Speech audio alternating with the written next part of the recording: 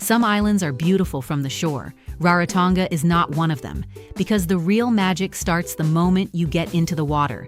Today is not about looking at the lagoon, it is about moving through it.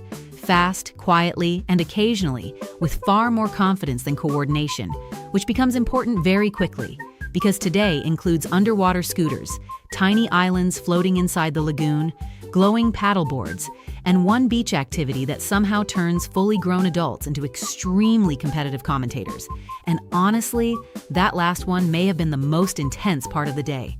The southern side of Rarotonga feels different in the morning, quieter, softer, and Titikaveka Lagoon is one of the clearest places on the island.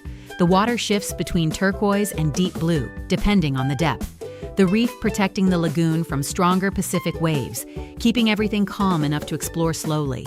But today, we are not moving slowly. Sea scooters look simple at first, a handheld underwater propeller with handles on each side, and then the guide explains how fast they move. Suddenly, everyone starts paying much closer attention. This feels like someone looked at snorkeling and thought, what if this needed more speed? Exactly. And somehow, it works beautifully. The scooters pull you through the lagoon effortlessly. No kicking, no fighting currents, just smooth movement through the water. And the strangest part is how quickly your brain accepts this as normal. 5 minutes earlier, you were standing on the beach.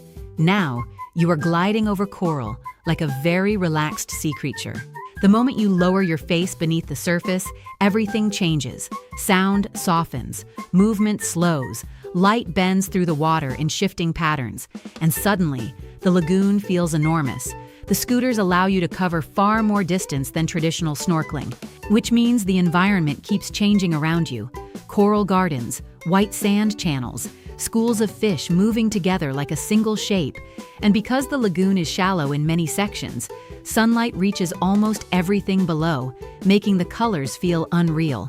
And then, without warning, you see a green sea turtle moving calmly through the lagoon. No rush, no panic, just steady movement, like it has absolutely no interest in being impressed by any of us. Green sea turtles are common around the Cook Islands reefs, especially in protected lagoon systems like this one, where seagrass and calmer water provide ideal feeding grounds, and seeing one underwater feels completely different from seeing one from a boat, because suddenly you are moving through the same space at the same level. That might be the calmest animal I have ever seen. It has clearly mastered emotional balance, unlike some people I know. And then the lagoon shifts again. A shadow moves below, wide smooth eagle rays gliding across the sand. And somehow they do not really look like fish. They move more like they are flying underwater. Their wing-like fins move slowly, effortlessly. And for a few seconds, everything else disappears, because moments like that demand your full attention. The longer you stay in the water, the more disconnected you feel from the world above it. No engines, no noise, no pressure to move quickly, just movement, current light, and life everywhere around you. It stops feeling like an activity and starts feeling like another environment entirely. Then the day shifts again, because scattered throughout the lagoon are small islands known as Motu. Motu is the Polynesian word for a tiny island or islet inside a lagoon. And these little pieces of land feel almost separate from the rest of the island. Quiet, untouched, surrounded completely by shallow water. We kayak toward Motu Koramiri. The water so clear you can see the sand below the entire way. And this is where the lagoon really starts showing off fish moving beneath the kayak, coral patches appearing suddenly below the surface. Everything feels calm until the wind changes direction, and suddenly paddling becomes significantly more educational. The island looked much closer 5 minutes ago. That is because optimism travels faster than kayaks. Stepping onto the Motu feels strange at first. Tiny stretches of sand surrounded completely by water, palm trees leaning toward the lagoon, and for a moment, it feels like the rest of the world disappears. No roads, no buildings, no noise, just reef, sky, and water in every direction. As the afternoon fades, the lagoon changes again. The light softens, the water darkens slightly, and everything becomes calmer, which is perfect because the next experience only works after sunset. LED paddleboards, which already sounds slightly unnecessary until you see them on the water. The boards glow from underneath, lighting the lagoon below in electric blues and neon greens. And suddenly, the ocean starts glowing back. The moment you paddle away from shore, the experience changes completely. Fish appear beneath the board, moving through the illuminated water.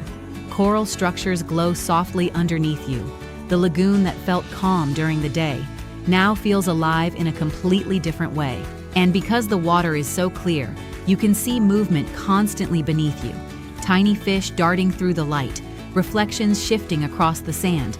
It feels futuristic and peaceful at the same time. I would like it officially noted that paddleboarding at night somehow feels more difficult. That is because your balance has realized it can no longer trust the situation. And for a few seconds, everyone suddenly becomes extremely focused on not falling into glowing water.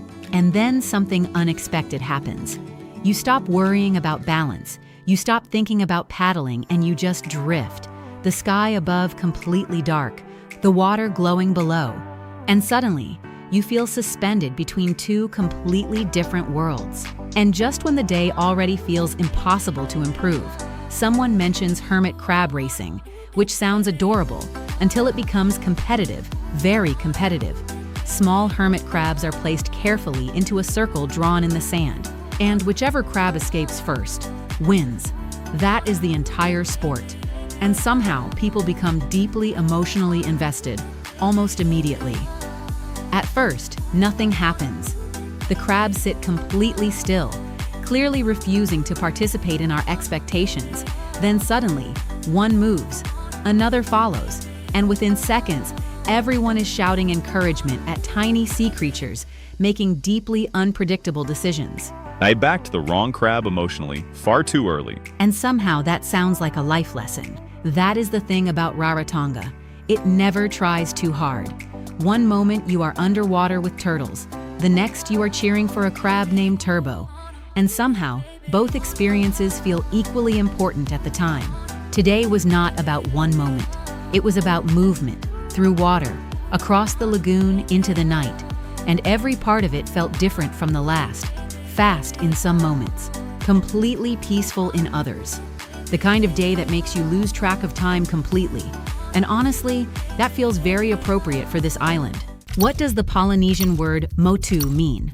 A. Coral cave. B. Ocean current. C. Small island inside a lagoon. D. Underwater reef path. Now, drop your answer below, then head to quizzes.gamaflare.com. Check the leaderboard and tell us honestly, which activity would you try first? Some places impress you during the day, and some become unforgettable after sunset. Rarotonga somehow manages both. Stay with us, because this journey is only getting more interesting. We have a winner, and I am not being chill about it. Someone just took that leaderboard apart like it was light practice. Moves were intentional. Timing was locked. Confidence, unbothered.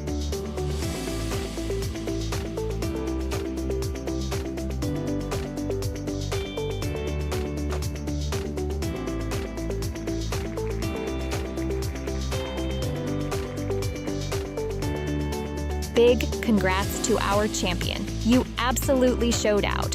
Your notification is about to land quicker than a live patch update. Keep an eye on your comments. We'll grab your details and get that prize moving your way. Smooth process, zero chaos. Didn't see your name this round? Don't switch tabs on us. This isn't a one-off highlight. It's an ongoing storyline. And the next chapter is about to drop. Fresh reset, clean board, new energy. So power up those fingers, because the next spotlight, it might land right on you. No hesitation, no slow reactions, no watching from the sidelines. Stay bold, stay sharp, stay locked in. Let's see who takes it next.